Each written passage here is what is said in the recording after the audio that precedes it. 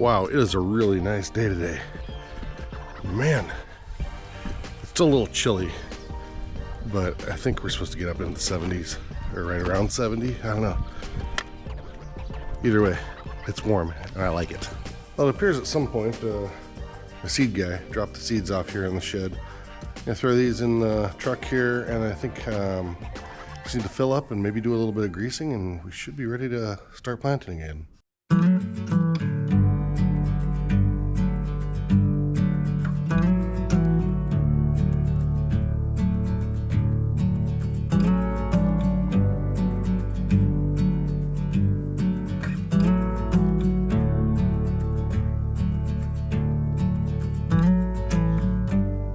Seasons change, but I'm stuck in this pattern where every little thing matters too much.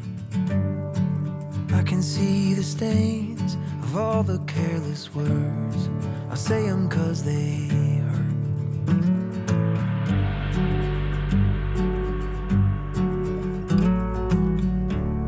What a day. I think we're probably gonna get this field done, but I don't know. We're getting down to the wire here. Oh God. Okay, that was dumb. I was trying to climb a thing with, I was holding this and I pinched my finger. That was stupid. Anyway, boy. So it looks like we should be able to get done. I think I have enough seed, and might have to do some shuffling, scoop from this bin and put it in the next one, and whatever. Kind of always end up doing that when you get down to the end anyway. I was thinking of maybe getting some getting some corn from the neighbor to plant, because I think he got seed today and he might have an extra bag I could borrow, but I might scrape by and not have to get another bag, which would be really nice. But we'll see. See if we can just get this out without everything breaking apart, flying apart like it seems to be doing all day. Keep your fingers crossed. 2 acres left and we ran out of seed. Well, that last bit I recorded, I apologize. I was in the wind and I realized you can't hear anything, so I better give you an update now. So it's been a couple days. We got some rain. I didn't get that field finished. I have 2 acres left and I ran out of seed. So we just kind of bagged it and had to wait for it to dry out. Now I'm going to go empty some crap out of the back of this truck, and then I'm going to go over to Wayne's and see if I can bum a bag of corn from him.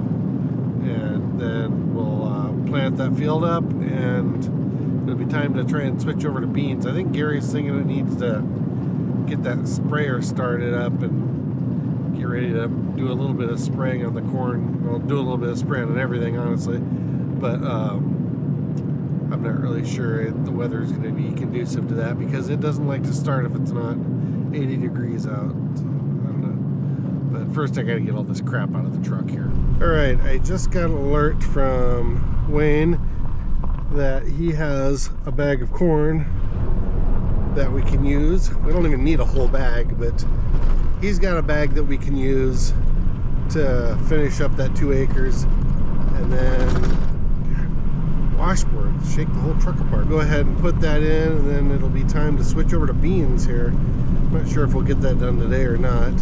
It's getting, you know, it's not late, but half the day is gone already.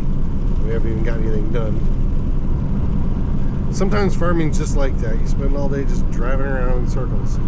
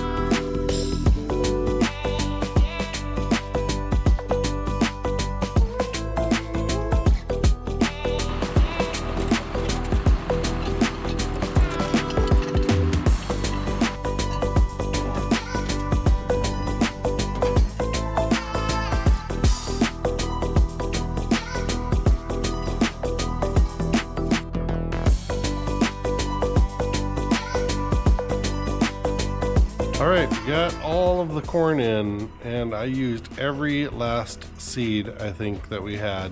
So now we need to switch this machine over to beans, and probably be a day or so out before we can get going on that. But we have a few things we have to do with the monitor, of course. You heard me talk about that. Gary's using the field cultivator right now out there tilling up the garden, so we can plant some stuff in there. We weren't going to, but apparently she's planting a garden this year. I don't think she wanted to, but she's planting a garden this year. And so he's down taking care of that, and I'm going to remove all the boxes and put everything over to beans. Well, it's another windy day in the Great Plains of North America. We're working on the planter today. I took all the boxes off from the corn. Probably gonna need to check the meters, or not the meters, the seed tubes, to make sure the connection to the tractor is working right. And then we'll go ahead and put these bean boxes on and do a few more tweaks, grease it up again, and we should be ready to roll on beans. So yesterday I returned that planter box that we borrowed from our buddy, and he had a couple more of these laying around. That's the thing that dispenses the seed. That's what broke. And I've never actually taken them this far apart. See what's inside of them, see how they work a little bit. I already took the bolts off. See what's, yeah, that belt wadded up pretty good in there, didn't it? He had some extras that we're probably going to use for parts, a couple here. But each one of these is about $270 or something. So if we can salvage some parts, then that would be really nice. So look how brittle this belt was. Just every time you try and touch it, it cracks.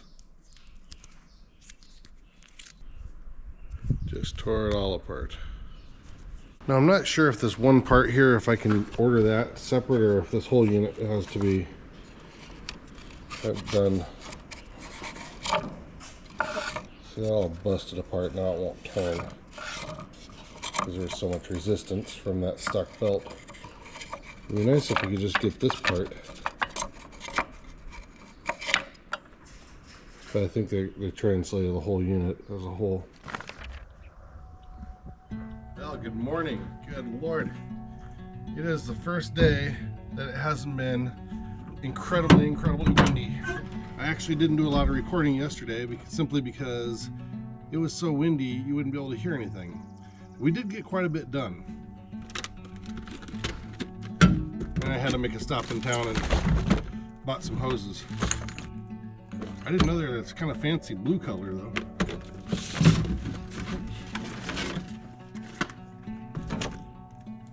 There's a handful of things that you know you're going to need every year when you're farming.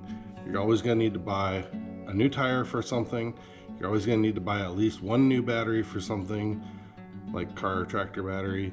And you're always going to need to buy at least one garden hose, because they either rot out or you hit them with the mower. Anyway, picked up some nice garden hoses so we can keep the water down there to the garden going and to the trees that we planted a couple years back. And it is so dry, it's going to be pretty critical this year. So yesterday we went ahead and switched all the boxes on the planter over to beans from corn. They're a taller box. I'll show you here in a second because they put out way more seeds when you're planting beans. So we took all those off and we got these on. Bean boxes have this whole extra section in here, whereas the corn kind of stop about here. We switched all those out, made sure everything was ready to go. Gary worked on the connection there so that all the rows light up like they're supposed to. Like it actually operates like it's supposed to, which will be really nice. The less you have to listen to that beep in there, the better, because that thing will drive you insane.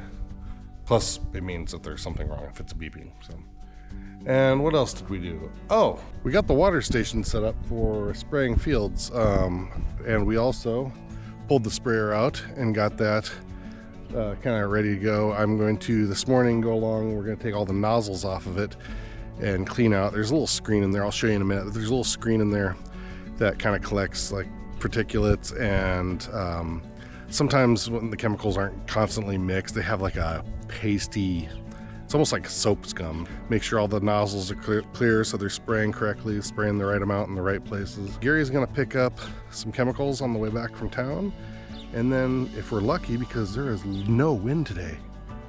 Look at that. Before it was so windy you couldn't even hear birds chirping, it was just trees blowing. We'll try and get some chemicals in there, and I'll go put the pre-emergence chemicals down on the corn that I just planted. I bought these hoses. They were at Home Depot, and they had them in the garden center, and they had this weird colored canopy over the top, so everything looked green. And I didn't know these were blue when I bought them. Not that it really much matters, but it doesn't seem like the kind of hose color that you want going through the grass if it's at risk of getting mowed over. It does have a nice little twisty thing on the end, which is good. See, isn't that weird? Kind of a weird color for hoses. It's kind of a cool color, honestly. These hoses were like, I don't know, 50 bucks a piece, 60 bucks a piece. There was one I was thinking about getting, but it was $85 for 100 feet, which is just, we needed 200 feet, so didn't do that. And like I was saying before, we always have to put these bungee straps over the top of the seed boxes so the lids don't blow away in our gale force winds out here on the plains. And these are getting really brittle. You might have noticed when I was planting corn that some of them aren't even, they're just hanging by a couple thin pieces of rubber on the inside of the bungee. So I bought a nice 10-pack of 30-inch bungees, and hopefully that's enough to get all the way over the top. You got to go over the top of this and to the other side, and not all of them blow away. And yeah, we should probably buy some better lids and stuff, but the problem is this lip right here gets brittle with time and it breaks off, and then there's nothing for it to, the lids to clip into. All right, let's get to going on this sprayer. I got a bucket here. I'm gonna fill up with some water so we can dilute the amount of chemicals that might be in there and splash around to get those screens and nozzles cleaned up. We're gonna unscrew these and in here, take this off. So there's that little screen in there, and a lot of times we may have cleaned these already. Well, you dump it in the dirt, that's not real smart. So just go like this, make sure that it's all clogged with stuff. Usually there'll be like a weird film on those. Then we'll look through that and see. You can see any light going through there, which you can't really. I don't think you can see it on camera, but I can see it. That one's clear. So we're gonna do that 50 times or so. No, not 50, what was it? 36 times.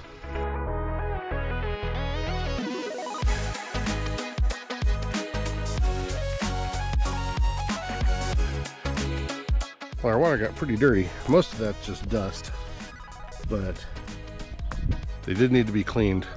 When you're done spraying and you fold it up and you drive down the road, then of course all the dust off the road and out of the field sticks to the kind of wet nozzles yet and kind of clumps them up. So most of that's just dirt, but it's good to make sure those screens are clean.